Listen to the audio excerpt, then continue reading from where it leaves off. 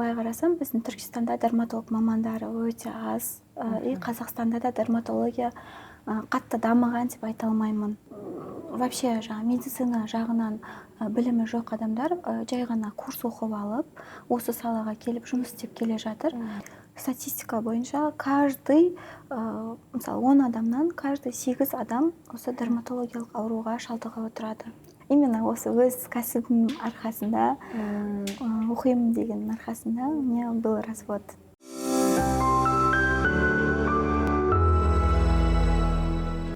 Қайырлы күн достар, сіздермен әдеттегідей тәлімгер подкастының кезекті шығарылымы. Бүгін бізде ерекше қонақ, ол дәрігер, дерматолог және косметолог Мехри Әшімқызы. Қош келдіңіз, Мехри ханым. Қуаныштымын, Әсел ханым. Танысқаныма қуаныштымын сізбен. Жалпы қазіргі таңда көп білесіз, жастар арасында, адамдар арасында мынау тері аурулары өте көп қой. Жалпы енді ол нәрсеге қазір бірден өтіп кетпестен бұрын сізбен жақынырақ таныссақ. Өзіңіз туралы айтып өтсеңіз. Қалай келдіңіз бұл жолға? Мен Мехри Әшімовна, дәрігер, дерматокосметологпын.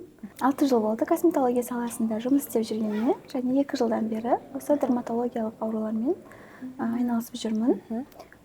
Негізі бұл салаға келуімнің себебі бірінші орында ол өзімнің травмам деп айта аламын. Өйткені 12 жасымнан бері менде безеу, яғни безеудің 4-ші стадиясы болған. Осы безеудің артымен арпаласып жүріп, Шымкент қаласына, Алматы қаласына, Ташкент қаласында неше түрлі жерлерден ем алғанмын. Және де народный медицинамен әжелеріміз, аталарымыз айтады, мынандай істеп көр, типа красавымен жуып көр. Олардың бәрі жаралған, қан тазалатып көр, типа жаңа құрттарды емдеуге керек, сен асқазаның бұзылған деп сөйтіп айтатын еді. Бірақ сол берген советтердің, кеңестердің барлығын жасап көрдім, бірақ алайда ешқандай ем болған жоқ. И соңындағы менің бір надеждам, тұрмысқа шықсаң кетеді деп айтады ғой. Тұрмысқа шықсаң, бала босансаң кетеді деп айтады. Ну, вот последняя менде надежда осындай. Тұрмысқа шықсам кетіп қалатын шығар деген ойым болды. Бірақ тұрмысқа шықтым. Этот безеу менде еще прогрессировать етіп, одан демек миф десеңіз. Иә, поэтому да. Шықпаңдар десеңіз. Осылай өзімнің травмам арқылы келдім негіз косметология саласына. Тағы айтамыз. Былай қарасам, өзім медицинаны 9 жыл оқыдым. Осы 3-ші курста мен осы дерматолог боламын деп шештім. Өйткені былай қарасам, біздің Түркістанда дерматолог мамандары өте аз. И Қазақстанда да дерматология қатты дамыған деп айта алмаймын. Сол себепті өзім сияқты жастарды емдеп, солардың боль дейді ғой, солардың больдарымен күресуге, соларға көмектесемін деп шештім өзімді. Жалпы бұл кәсіпке келместен, келдіңіз ғой енді, өзіңіздің бір жұмыс орныңыз деген секілді, мекемеңіз бар ма? Иә, частный кабинетім бар. Және сонымен қатар 2 поликлиникада да жұмыс істеймін. О, керемет. 3 жерде демек. Жалпы пациенттер сізге көбіне қандай тері аурулармен келеді? Көбіне. Және қай жас арасында олар? Егер де тері ауруларын алатын болсақ, қазіргі таңда псориаз ауруы көп мөлшерде келетін. Сонымен қатар жаңағыдай акне бойынша да басқа мамандарда маған проблемалары бар уже. Арқарай сложный стадияға өтіп кеткендерді тоже маған жіберіп отырады.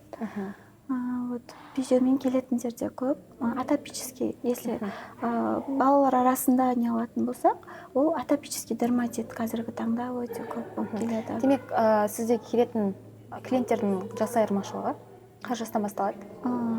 Жас айырмашылығы негізі общий алатын болсақ, с нуля, до 100 лет деп алсақ та болады. Өйткені любой возрастта адамда тері аурулары кездеседі, жолығады, но в среднем алатын болсақ, безеумен көбінесе жасөспірімдер ауыратын болса, псориаз және де басқа да теміретке сияқты аурулармен уже орта жастағы адамдар, 20 жас пен 40 жастағы адамдар көбірек кездеседі. Жаңа сіз айтып өттіңіз, тері ауруы дедім да, бірақ тері ауруын тоқталатын болсақ дедіңіз. Демек, тағы да басқа не бойынша келе ме сізге клиенттер? Әлде косметологиялық жақта айтқыңыз келді ма? Косметология жағынан да көп келеді. Мәселен, қандай процедураларға? Көп процедураларға келіп тоқталатын болсақ, в основном чистка лица, уже 30-дан асқаннан кейін уже әжімдер түсе бастайды, бетке дақтар түсе бастайды, пигментациялар. Сонымен қатар птоз лица, сонымен қатар жаңағыдай өздерінде ерін үлкейту деген сияқты эстетикалық жағынан да келеді. Жалпы осы дейсіз ғой, енді сіз кәсіпкер ретінде қарастырып жатырмыз ғой бұл жерде. Өзімнің жұмыс орным бар деп жатсыз. Ол жерде енді жұмыс орнын ашуға да қаражат керек деген секілді. Білесіз, ол алғаш кәсіпті бастаған кезде міндетті түрде бір проблемалар болып жатады. Сол кезде сіз қандай қиындықтарға тап болдыңыз, жалпы осы кәсіпке келу барысында қандай процесстерден өттіңіз? Негізі мен 5-ші курстан бастап осы косметология саласына оқыдым. Частный курстарға оқып, тағы да сол оқып, сол клиникада, Шымкент қаласында, центр косметологии Людмилада процентке жұмыс істеп жүрдім. Оқып, тағы да өзімде сол процентке жұмыс істеп жүрдім. Дальше жайменде бұл жерге дейін мен оңайлықпен келген жоқпын. Степ бай степ деп айтады ғой, қадам сайын. Осы оқудың арқасында, білімнің арқасында, постоянно дамудың арқасында жетіп келе жатырмын. Тағы да, дальше да в будущем тағы қазіргі таңда да развивать етіп өзімді оқып жатырмын. Енді бір есіңізде қалған пациенттермен болған қиын немесе бір қызықты оқиғалар бар ма сізде? Мынаны атап көрсете аламын, мен прям есімде қалып кетті деген секілді. Олай жасама дегендер болды ма? Әлде мысалы сіздің жасаған жұмысыңызға көңіл толмай ренжіп қалғандар болды ма, немесе неге менің бетімде жаңағыдай өзгеріс болмай жатыр дегендер болды ма? Енді бұның барлығы қиын, қызықты бір моменттер ғой, бүйтіп қарайтын болсақ. Былай көңілім толмайтын пациенттерім болған жоқ деп ойлаймын. Қазіргі таңға дейін үйтіп осы уақытқа дейін благодарный пациенттерім көп болды. Ну, смотря чем неблагодарных. Енді, не знаю, әрқайсы пациентпен, әрқайсы клиентімнен өздерінің ерекшеліктері бар, әрқайсымен қалып кеткен естелік сәттер көп. Енді сіздің осы кәсібіңіздегі ең бір қиын тұстар бар ма? Солар жөнінде айтып өтсеңіз. Кәсібімде, бұл медицина, бұл лицо, кожа болғандықтан, кожа это визитная карточка деп айтады ғой. Поэтому основной қиындығы бұл жаңағыдай білім деп ойлаймын. Қазіргі таңда бізде оқымаған, вообще медицина жағынан білімі жоқ адамдар жай ғана курс оқып алып, осы салаға келіп жұмыс істеп келе жатыр. Және де айта кететін жайтым, осындай білімі жоқ косметолог мамандарына бір операцияға түсудің қажет жоқ деп ойлаймын. Өйткені бұл сіздердің бет әлпеттеріңіз и бұл сіздердің өмірлеріңіз деп те айта аламын. Өйткені бұл қатты лицо это психологиялық жағынан да өте қатты адамдарға әсер етеді. Например, мен көп жастарды көздесем, жастар емес, даже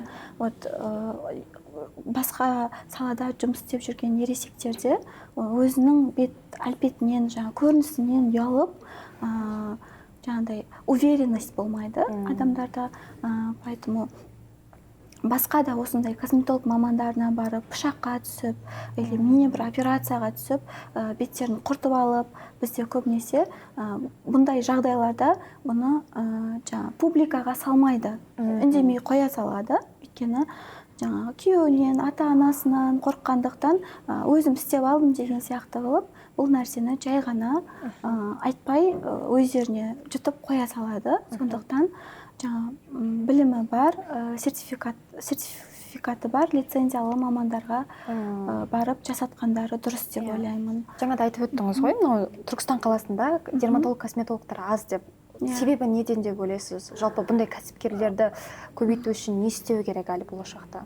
Бұның себебі бірінші орында оқу, ұзақ оқу. Дерматолог маманы болу үшін 10 жыл оқу керек болады. Тағы да 10 жыл оқудан басқа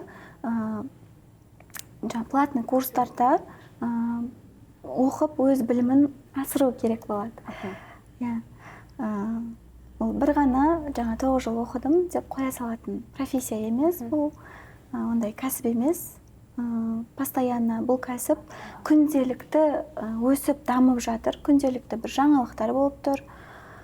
Мысалы, кешегі Алматыға барған конференциямда да тоже біраз жаңалықтар басқа елдерден келіп, басқа кәсіпкерлер, осы дерматология саласында жүрген кәсіпкерлер жаңалықтарды айтып, сол өздерінің жаңалықтармен бөлісіп кетті.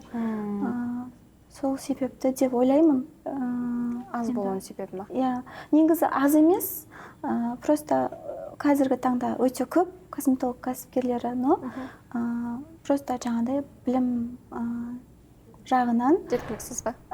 Білім жағынан әлі толық жетілмеген деп ойлайсыз ба? Оларды негізі мемлекет, осы Қазақстан Республикасы оларды тексеріп, қатты жаңағыдай не дейді? Тексеру керек деп ойлаймын. Өйткені қаншама адам басқа осындай косметолог мамандарынан зардап шегіп келеді. Беттерін құртып, наоборот, пигментация түсіріп беттеріне, одан сайын беттері қисайып та келетіндері бар. Ерін салып сертификатталған препараттарды қолданбай, еріндерін қисайтырып, немесе некроз состояниясына жолықтырып, осындай ушықтырып келетіндер де көп. Сіздің енді осы кәсіптегі жолыңызды ескеретін болсақ, жалпы дәрігер, дерматолог, яғни косметолог болатын адамдар қандай процестерге, қандай оқиғаларға дайын болу керек? Олардың бойында қандай қасиет болу керек? Кәсіпкер болу үшін олар? Өзіңіз енді осы жолын өттіңіз ғой.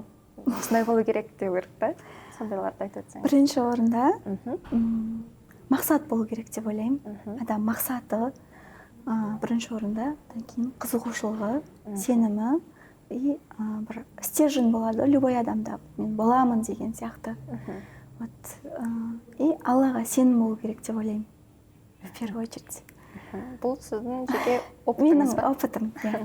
Түсінікті. Ну и, конечно, дальше білім и оған жететіндей табыс, ақша болу керек. Бұл косметология мен дерматологияның болашағы жақсы ма негізі? Егер де бұл салаға келетін жастар болатын болса, не айтар едіңіз оларға? Қазіргі таңда бізде Қазақстан Республикасында косметология, дерматология пациенттеріміз, клиенттеріміз өте көбейіп жатыр, көздері ашылып жатыр қазіргі таңда. Осы саланы развивать етіп, оқығандары жөн деп ойлаймын, өйткені өте аз қазіргі кезде мамандар.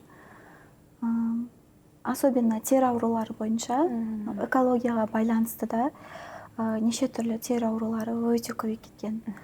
Получается, если статистикаға жолатын болсақ, статистика бойынша каждый, мысалы 10 адамнан каждый 8 адам осы дерматологиялық ауруға шалдығып отырады. Сосын жаңа сұрайын дегенім, сіз өзіңіз енді кәсіпкерсіз осы сала бойынша, жалпы шәкірт тәрбиелейсіз ба, немесе бір арнайы сабақтар, курстар өтесіз ба осындай бір мамандарды дайындау үшін? Енді сіз қанша дегенмен білу керек, көру керек деп жатсыз ғой, көп курстар оқу керек деп. Осы тұста айтып өтсеңіз. Мен тек қана оқып қана қоймай, сонымен қатар оқуды басқа адамдармен бөлісу керек деп ойлап, қазіргі таңда шәкірттер шығарып жатырмын. Именно косметология саласы бойынша, именно егерде медицина, средний медицинский образованиясы бар кісілерге ғана солармен жұмыс істетіп, солардың білімдерін жетілдіріп, солармен жұмыс істеп келе жатырмын. Демек, олар сертификат алады, сізден оқып шыққаннан кейін? Так, одан бөлек тағы да осы салада енді сізге арнайы процедура істейтін бір құралдар болады ғой. Ол құралдарды, жабдықтарды қайдан аласыздар сіздер? Құрал жабдықтарды? Олардың қымбат болатын шығар, олар шетелден келе ма? Шетелден келеді, Германиядан келеді, Италиядан келеді, сонымен қатар Қытайдан да келетін аппараттар бар, более бюджетный деген сияқты. Оларда арнайы бізде сондай поставщиктер бар. солар арқылы алдыртамыз. Сосын мына нәрсе бар. Әйел адам жалпы кәсіпке келген кезде білесіз ғой, көптеген стереотиптер жолға.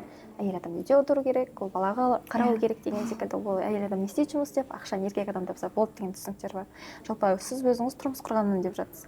Енді тұрмыспен бірге осындай кәсіпті бірде алып жүрудің арасында бір қиындықтар болмай ма? Жалпы бір жерде емес, енді 3 жерде жұмыс істеймін деп тұрсыз ғой жаңағыдай. Осы тұста айтып өтсеңіз, қандай мотивация бересіз қыздарға, егер де осындай жағдай болатын болса? Не істеу керек олар? Әрине, біраз қиыншылықтар жолықты. Енеммен конфликттер болды, оқымайсың деген сияқты. Но мен өзімнің жаңа целімді қойдым. Оқимын, осындай маман боламын. Екі жақты бірдей алып жүруге болады деп ойлаймын. Бірақ та ол үшін де ер азаматтарда түсіну керек деп ойлаймын. Параллельно поддерживать ететін адам болса, әрине екі жақты қиыншылықтар, особо қиыншылық болады деп ойлаймын. Білмеймін, именно бұл сұрағыңызды қалай жеткізу керектігін, потому что мен өз жолымда, например, мен ажырасып кеттім. Поэтому, думаю, не знаю, сказать или не сказать, типа, именно осы өз кәсібім арқасында, оқимын деген арқасында у меня был развод. Демек, екі нәрсенің біреуін ғана таңдадым дейсіз ғой сіз? Таңдадым деп айта алмаймын. Просто соны түсінетін, сені поддерживать ете алатын адамдар негізі жоқ емес, бар. Просто сондай ер азаматты жолықтыру керек деп ойлаймын. Сонда ғана әйел адам кәсіпте де, отбасында бірге алып жүре алар ма? Иә. Екі жақты түсінушілік болу керек. Так, қалай ойлайсыз қазір енді осы саланың маманы ретінде жалпы ең көп кездесетін аурудың түрі қандай? Тері бойынша. Және де оны емдеудің жолы қандай? Жалпы оның шығу түбі төркіні неден шығады? Мысалы, қазір экология деп айтады, басты факторды. Бұл миф па, әлде расымен сол экологияға байланысты ма, немесе жейтін тамаққа байланысты ма деген секілді? Осы нәрселерді айтып өтсеңіз. Қазіргі таңда өте көп кездесетін тері ауруларының бірі бұл псориаз. Көпшілігінің ауру жаңағыдай көпшілікте проблема бар. Әр адамның 2-ден 1 псориазбен келеді. Бұл көбінесе бұрынғы медициналық деректер бойынша оны біз основной генетикалық фактор деп отырғанбыз. Қазіргі таңда основной осы экологияның есебінен генетикасында болмаған адамдарда да осы псориаз ауруы жолығып келе жатыр. Бұның бірден бір себебі бұл экология. Экологияның ішінде пластмасса өндіру, особенно осы пластмассалық өнімдер, синтетикалық өнімдер, солар бірден бір себеп болып жатыр. Бірақ сонымен қатар ол псориаз көбейіп жатқанымен, басқа да дерматиттер көбейіп жатқанымен, бұның жақсы жаңалықтары да бар. Қазіргі таңда биологиялық емдер шығып жатыр, неше түрлі препараттар жақсы нәтиже беріп жатыр сол препараттар арқасында. Поэтому медицинада бір жерде тұрған жоқ, ауру саны көбейгенмен медицинада дамып жатыр. Сонымен қатар, негізі медицина бұл кәсіптің бірінші орында тұрады деп ойлаймын, кәсіптердің ішінде, потому что бұл адаммен байланысты болғандықтан, енді адам өміріне де мән беру керек дейсіз ғой, жауап бересің деген секілді.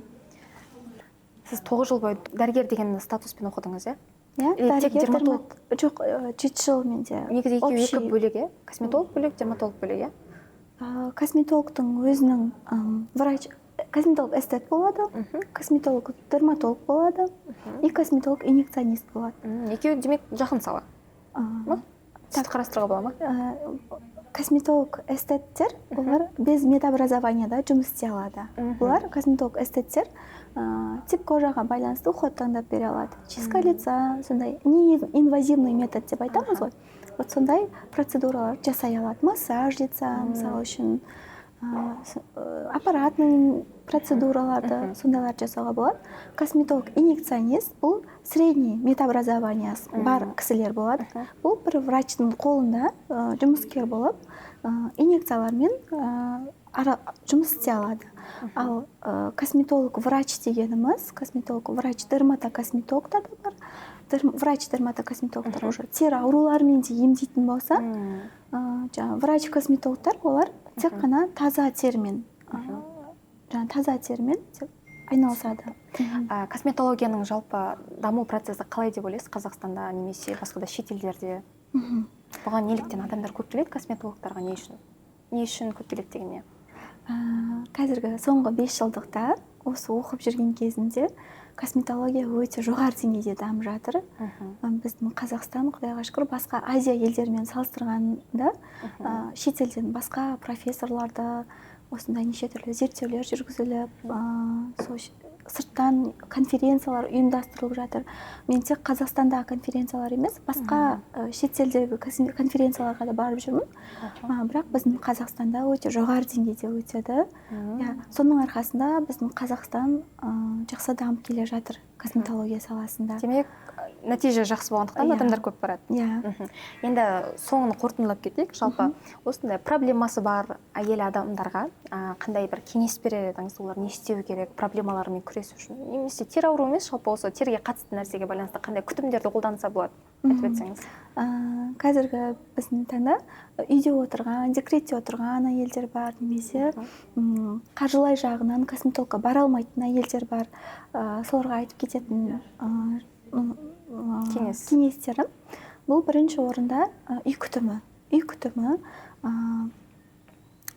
Правильное питание, дұрыс тамақтану және де күннен қорғану. Здоровый образ жизни, в основном осылардың арқасында әйел азаматы әдемі болып та жүре алады. Дұрыс үйде отырып ақ, дұрыс үй күтімін жасап, әдемі болып жүруге де болады деп айтқым келеді. Ну, конечно, 6 айда бір хотя бы косметолог маманына барып тұрғандары жөн. Ал енді осы салаға келгісі келетін жастарға не айтқыңыз келеді? Олар қандай болу керек? Сонымен өзіміздің подкастымызды қорытындылайық. Бұл салаға келетін мамандарға айта кететін өте күшті сала. Мысалда, егер де записпен жұмыс жасайсыздар бірінші орында, үйде шыға алмайтын болсаңыздар, бір күнде 2 сағатқа ғана сыртқа шығуға рұқсат берсе, күйеулеріңіз жүгіріп барып жұмысыңызға, кабинетіңізге барып жұмыс істеп, қайтадан келуге де болады. Ну, плюс в этом, да, фишка. Второе, табысы жақсы. Өте медицинаның ішінде ең жоғарғы табыс мамандары болып келеді. Егер де оқимын деп жүрген жастар болса, келіп, менен немесе басқа адамдардан білім алып кетулеріне болады. Мехри ханым, бүгінгі подкастқа келіп, қонақ болып, өзіңіздің ақыл кеңесіңізді, ойыңызды бөліскеніңіз үшін көп рахмет. Құрметті көрермен, сонымен бүгінгі подкастымыз өз мәресіне жетті. Келесі шығарылымда жүздескенше аман сау болыңыздар.